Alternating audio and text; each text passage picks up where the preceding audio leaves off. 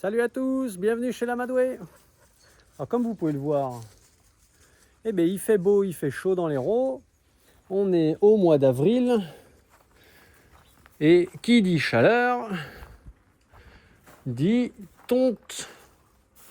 Là on peut voir, on est déjà à 25 degrés à l'ombre. Alors les nuits sont encore fraîches. C'est le tout début de saison de la tonte. J'ai tondu quoi 2 brebis plus 2 brebis naines dans une ferme pédagogique là du coin. Et j'ai tondu 3 femelles alpagas qui étaient ici pour faire des saillies.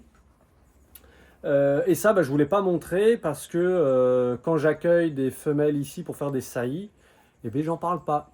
C'est ma petite sécurité. Mais aujourd'hui, on va parler de la tonte, du matos de la tonte, etc. Un peu de l'entretien des machines. Si vous voulez savoir comment est-ce qu'on fait les réglages d'une machine, c'est des machines à moutons pour les lamas, les alpagas, j'ai fait une vidéo dessus exprès il y a quelques temps. Donc vous allez sur la chaîne YouTube, c'est le plus facile pour retrouver les vidéos facilement. Donc l'Amadoué, YouTube, vous faites défiler et c'est comment régler une machine, quoi. Donc, voici mes 2 premières machines. Et je suis en galère totale parce que, comme vous pouvez le voir, je les ai déjà réparées à plusieurs reprises. Celle-là, contre l'autre fois, j'ai tondu les femelles alpagas. Elle est tombée au sol et depuis, elle ne marche plus. Je l'ai totalement ouverte et elle ne fonctionne plus du tout. Donc, il va falloir que je trouve un genre de repair café ou des gens qui ont l'habitude de l'électronique, voilà, pour pouvoir la réparer. Et celle-là, je l'avais entreposée, voilà, la tonte de l'année dernière, elle marchait. Et quand j'ai voulu tondre l'autre fois les brebis, elle ne marchait plus. Parce que celle-là chauffe extrêmement vite. Regardez, il n'y a quasiment pas d'aération. Il y a ça vite fait. Il y a ça derrière, mais c'est surtout le capot. Je ne sais pas si on voit dedans. Mais vous voyez un truc vert, c'est la carte électronique en fait. Donc du coup, ça ne refroidit pas du tout le moteur. Et quand tu la tiens ici, donc en demi-heure, elle est bouillante, tu ne peux plus la tenir. Voilà, si on compare avec celle-là, là ici déjà on a un gros trou d'aération, ici aussi, et après derrière, ça c'est le capot du local électronique, on va dire. Où là il y a la molette de réglage qui normalement sort ici. Bon bref, le petit bouton on-off. Mais bon, clairement, celle-là, je l'ai beaucoup réparée. Ici, là et ici aussi, quoi. Et celle-là, donc les deux, je les ai démontées là. Et pas moyen de trouver ce qui déconne. Donc, j'en ai acheté une nouvelle. Ma 4e. Alors, je fais pas vraiment du déballage. Parce que moi, je suis pas un menteur. Je l'ai déjà déballé. Mais voilà comment ça se présente. Donc elle, là, c'est une 690 watts. Celle-là, c'est une 850 watts. Mais franchement, c'est les mêmes. Là, on peut voir par une grosse aération ici. Elle n'a pas les petits trous, là, les gros trous sur les côtés. Voilà, petit capot électronique là. De l'autre côté aussi. On-off là. Et là, le réglage de la puissance. Bon voilà, sur ce, pas grand chose de nouveau. Celle-là, ce qui est comme d'hab, ils te vendent ça avec l'outil pour démonter, une brossette. Et là, j'avais déjà eu ça sur une autre machine, des charbons de rechange. Donc ça, c'est super. Donc celle-là, la Madine Suisse, 450 €. Et voilà, elle m'a fait 4 ans, même pas, déjà réparée plusieurs fois. Elle a visiblement irréparable. Et ce genre de machine, là, elles valent dans les entre 60 et 80 €, quoi, suivant la puissance. Mais voilà, je ne vais pas trop parler de ça. Je vous montre un peu tout le matos annexe et un ou deux petits trucs et astuces, quoi. Alors, voici ma boîte à tonte. Alors, c'est en 2 étages, mais l'étage du bas, je ne l'emmène pas. J'ai que l'étage du haut. Alors vous savez que moi je fais des vidéos dans les conditions du direct et tout, et pour une fois c'est la deuxième fois que je fais cette vidéo. Voilà. Parce que souvent, je suis à l'arrache, vous le savez. Je fais de l'impro. Et là, j'ai fait un peu mieux. J'ai rangé un peu mon matos, tout ça. Voilà, je vous présente ça. Donc, tenue de travail, truc agricole ou mécanique, hein, tout ce qu'il y a de plus basique. Des protections de skate pour mes petits genoux. Ça, c'est cool. Hein, si vous avez vu la vidéo, et là, il n'y a pas longtemps, où je m'agenouille souvent devant les lamas, les alpagas. Voilà, donc ça, c'est la machine. Toute neuve que j'avais achetée l'année dernière et qui ne m'avait pas servi, mais heureusement que j'en ai toujours d'avance, parce que donc quand j'ai voulu tondre les moutons l'autre fois, et ben celle-là HS, alors que l'été dernier, bien évidemment, je l'avais entretenue et elle fonctionnait quoi. Celle-là, quand j'ai tondu les 3 femelles alpagas là, qui étaient à la ferme, elle est tombée et complètement HS. Donc je me suis servi de celle-là. Donc moi je les range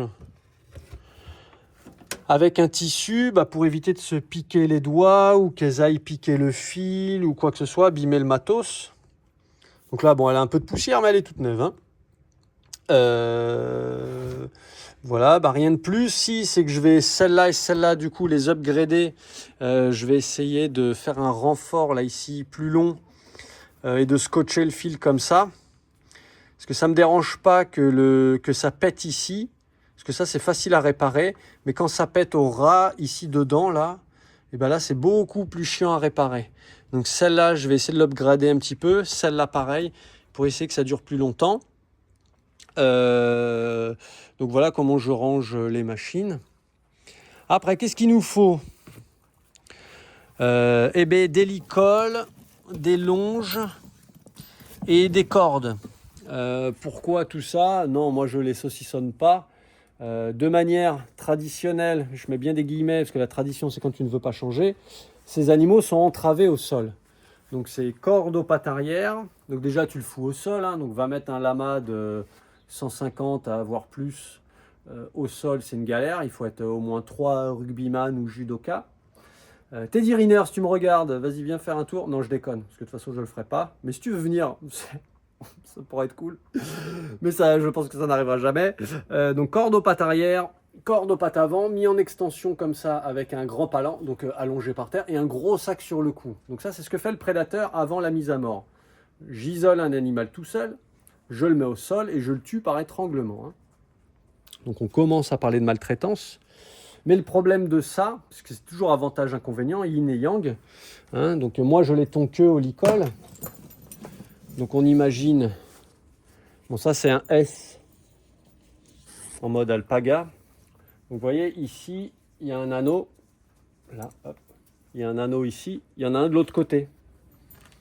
Et le pire du pire de l'entrave que je fais, enfin de l'entrave, c'est que je mets une longe sur cet anneau-là, une de l'autre côté, et je mets ça par exemple entre ce poteau-là et ce poteau-là. Comme ça l'animal il est au milieu, et avec sa tête il peut moins bouger. Mais ça ne veut pas dire qu'il ne peut pas bouger. Il peut toujours bouger son cul, me bousculer et envoyer la machine par terre. Et c'est ça qui arrive. Et c'est pour ça que je pense que les machines s'usent plus que des tondeurs traditionnels qui les entravent au sol. Donc c'est sûr que, un, ça va plus vite. Deux, tu risques moins de blesser l'animal et de te blesser et d'abîmer le matériel. Mais c'est un peu de la maltraitance, quoi. Bon, après on pourra en débattre. Chacun fait comme il veut. Moi, j'ai été formé par la FLA chez un tondeur pro, chez un éleveur pro, pardon, et justement pas un tondeur. Et quand on côtoie ces animaux tous les jours et qu'on les fout au sol, tu vois bien que c'est de la maltraitance, quoi. Donc nous, il nous a appris à tondre debout, voilà, de manière éthologique, on va dire, enfin un peu plus respectueuse en tout cas, quoi. Donc c'est pour ça que j'ai différentes tailles de licol, que j'ai des cordes, voilà, avec des mousquetons, pour pouvoir parer à toute éventualité. Des prises électriques, ça va de soi, hein, ça marche pas, les tondeuses elles marchent pas à l'urine. Ici, j'ai tout un tas de petites brossettes, parce qu'à chaque fois que la machine est vendue, là, comme je viens de vous montrer, il y a une brossette, il y a un outil. Donc là, c'est des brossettes. Donc du coup, j'ai différentes duretés différentes, et c'est pas mal. Mais bon, ça, c'est du détail. Ici, je vais le sortir. eh bien, j'ai tout le matos pour réparer en cas d'urgence. Donc des trucs pour faire des connexions électriques, du fil électrique, du scotch d'électricien, bien évidemment un outil adapté avec différents embouts, parce que bien évidemment, suivant les machines, tu n'as pas les mêmes embouts, sinon c'est pas drôle. Voilà un cutter pour couper les fils, enfin bref. Je vous passe un peu les détails, mais vous aurez compris que voilà, quand je dois tondre, j'essaie de parer à toutes les éventualités de galère, parce que j'en ai déjà eu. Bien évidemment, un ciseau à onglons pour faire les onglons.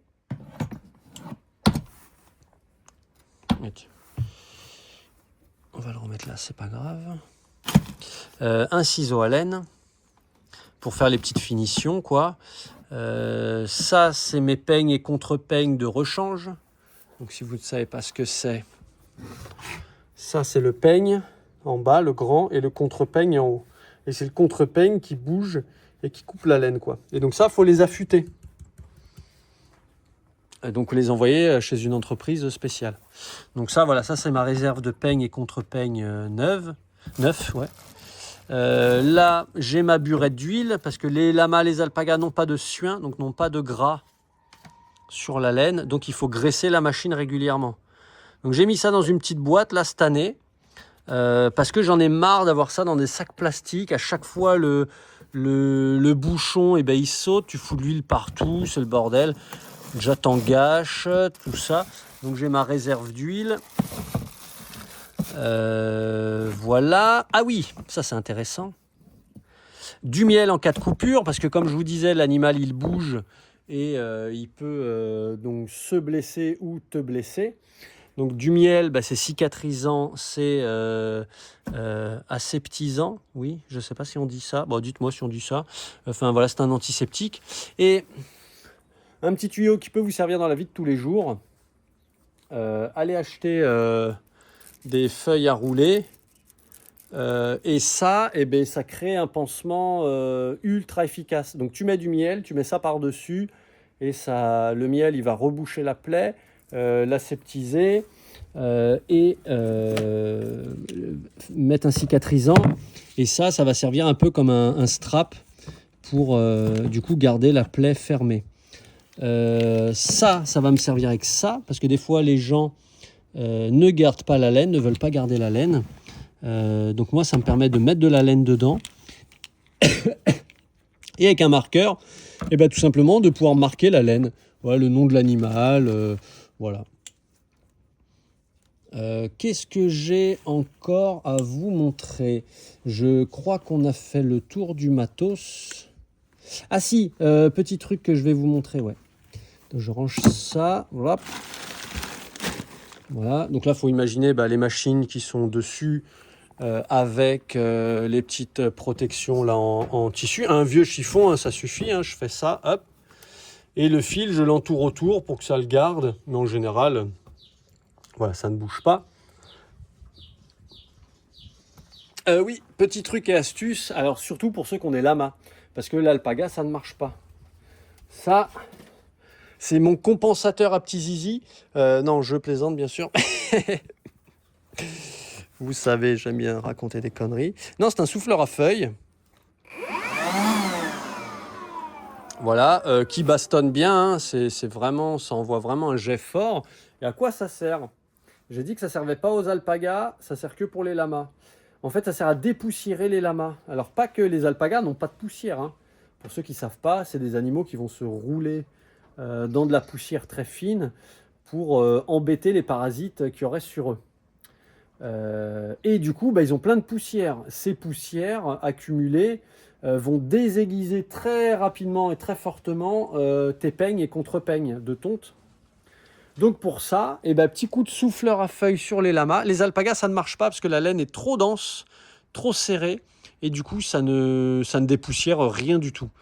Donc, ça sert surtout pour les lamas. Alors au tout début, quand tu le fais, le lama il bouge parce que c'est quand même un jet puissant qui va sur lui. Donc je me mets un peu loin. Après je me rapproche et au bout de quelques secondes, il est là en mode « ah, c'est sympa, ça fait petit massage, ça fait de l'air frais. Donc en général, c'est cool. Et là, tu vois un nuage de poussière. Et après, bah, tu peux tondre un peu plus facilement. Et pareil, pour ceux qui récupèrent la laine, qui travaillent la laine, et bah, tu as une laine qui est déjà bien dépoussiérée, hein. Même si justement ce souffleur, il me sert aussi pour le travail de la laine, donc via le tambour à laine. Mais ça, je vous en parlerai dans une autre vidéo voilà, à propos de la laine. Mais en tout cas, voilà le matos que j'emmène. Donc ça me fait une boîte où normalement j'ai 3 machines. Là, j'en aurai que 2. Mais il faut vraiment que je trouve un genre de repair café pour voilà, s'il y a quelqu'un qui s'y connaît en électronique ou quoi.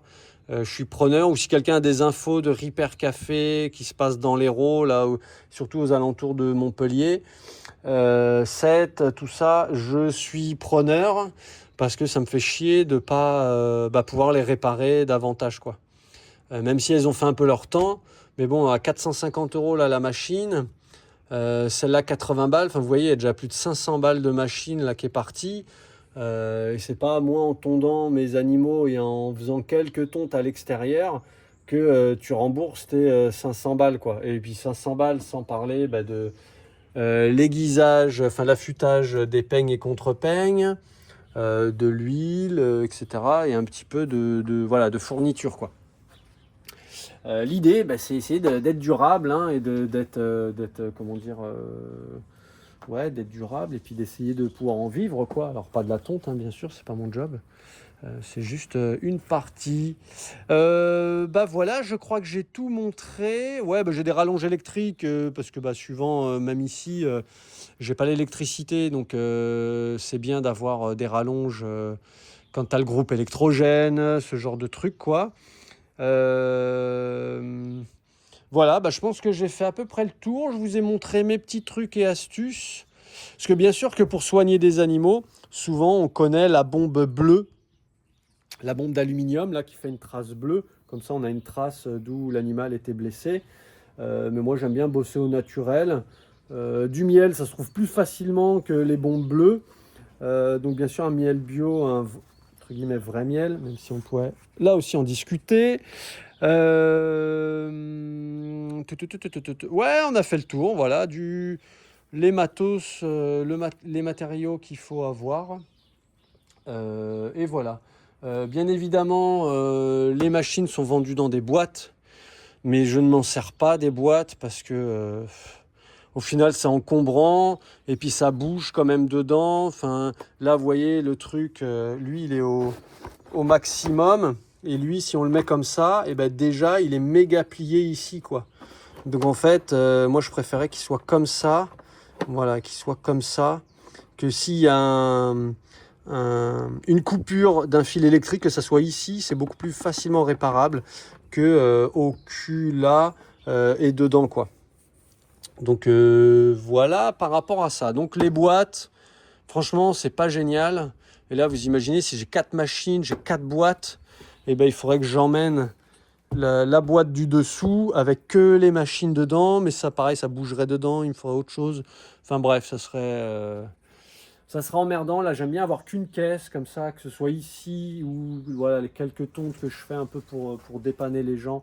Parce que les tondeurs pros, ils veulent pas se déplacer pour des gens qui ont quelques animaux. Donc voilà, j'essaie de rendre service un petit peu à mon niveau. Et si j'ai pas beaucoup... Merci le coq. Si j'ai pas beaucoup de matos à emmener, c'est quand même mieux pour mon petit dos. Parce que quand on tond des lamas, des alpagas, c'est galère. Après, ouais, dernier petit truc aussi, quand on veut récupérer la laine, déjà on va faire une zone bien nettoyée. Donc ici, l'autre fois avec les stagiaires, on avait tout nettoyé. Donc on enlève le crottin, on enlève un maximum de foin. Et après, je mets des genres de tapis. Alors c'est des tapis en plastique. Mais je mets des tapis par terre. Comme ça, si la laine, elle tombe un petit peu par terre, ce sera toujours moins cracra et du coup moins de taf à nettoyer pour nettoyer la laine. Mais ça, je vous fais une vidéo complète sur le travail de la laine. Alors pas tout de A à Z, parce que je ne vais pas vous montrer comment on file, comment on tricote, etc. Mais en tout cas sur le pré-travail avant justement le filage, quoi. Donc avant d'avoir un fil. Voilà, bah, je pense qu'on a fait le tour. Si vous avez des questions ou des je suis pas d'accord, vous avez le droit. Ou si vous voulez me donner des points Goldwyn, vous avez le droit. Je rigole, c'est par rapport aux commentaires d'une vidéo précédente. Voilà, moi j'aime bien rigoler avec ça, j'ai pas de souci. On a le droit de pas être d'accord, on a le droit de dire que j'ai pas tout dit et tout. Moi j'essaie de faire à mon petit niveau, et bah, de donner des infos aux gens, des trucs et astuces. Je trouve qu'il y a, voilà, il y a pas assez d'infos pour les gens. Alors les éleveurs qui avons du savoir, bah, c'est facile de critiquer les gens qu'on n'ont pas et dire ouais mais tu t'es pas renseigné, t'as pas fait ceci, cela. Et bon, j'incrimine personne hein, là-dedans.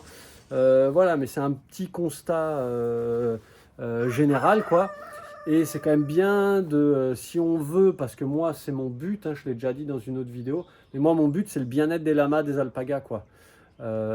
Et si on fait de la rétention d'informations, ou en tout cas si on n'essaie pas comme moi bah, de rendre cette info dispo, alors il y en a qui font des super sites internet. J'ai oublié son nom. Mais un élevage en Bretagne, voilà, je dirais pas plus parce que là j'ai un gros trou de mémoire et moi les noms, les prénoms c'est compliqué. Mais voilà, il y a des gens qui font des super sites internet où il y a beaucoup d'infos. Il y a la FLA qui organise aussi des formations, des choses comme ça. Et il y a votre petit serviteur qui fait des vidéos. Voilà. Donc si on met plein de choses comme ça, suivant son style, suivant ses compétences ou ses incompétences, moi je vais pas faire de la rédaction, moi c'est pas mon truc. Je préfère parler, même si je parle trop parfois, mais ça c'est pas grave. Mais voilà, plus on rendra l'info disponible et plus ben, les lamas, les alpagas seront dans le bien-être. Donc je pense qu'à chacun peut faire un petit truc suivant voilà, son style, suivant ses compétences, ses envies. Et voilà, allez, je vous quitte là-dessus. Je vous fais des gros bisous, je vous ferai des vidéos si je peux de la tonte et je vous ferai ça sur une vidéo sur un peu le travail, le pré-travail de la laine. Voilà, mais ça, voilà, les vidéos pendant la tonte, il me faut des bras supplémentaires, quoi.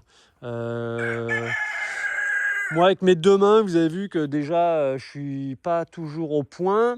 Mais alors, pendant la tonte, laisse tomber, quoi. Donc voilà, alors voilà, pour revenir à Pépé Ninou, là, hier, là, ils ont super bien marché avec nous. C'était super, je suis très content. Et je vous tiens un peu en suspense, mais pas tant que ça. C'est les 1 an des chiots portugais. Et je vous fais une vidéo bientôt. Là, bah, bien évidemment, moi, les dates, c'est un peu comme les noms, les prénoms, c'est compliqué. Et là, je viens de voir qu'ils ont fêté leur 1 an le 20, et je crois qu'on est le 24 aujourd'hui. Bref, ils sont pas à quelques jours près. Mais ça y est, il faut que je cogite, que je leur trouve un truc, leur faire une petite surprise. Et puis marquer le coup, leur fêter leur anniversaire, quoi. Quand j'y pense, c'est cool. Là, c'est le premier. Je ferai sûrement peut-être pas ça toute leur vie. Mais quand on peut, c'est avec grand plaisir. Hein, les Australiens? T'as rien à foutre, les Australiens. Bah allez, des bisous. À très bientôt. Ouais, toi aussi, à très bientôt. Ciao, ciao.